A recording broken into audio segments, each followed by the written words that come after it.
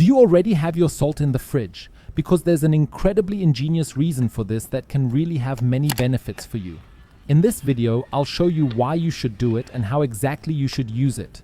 But that doesn't mean you have to keep your salt or even your salt shaker in the fridge now. What we need is a small bowl, which we want to prepare a little first. Because salt in the fridge has two brilliant advantages. One is for vegetables.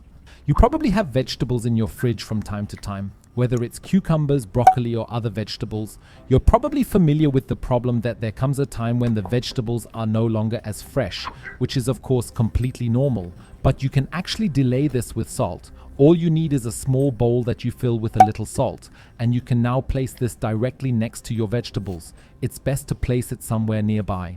The advantage of this is that salt removes moisture from the air. This moisture would actually be absorbed by the vegetables and ensure that they are no longer as fresh and crunchy much quicker.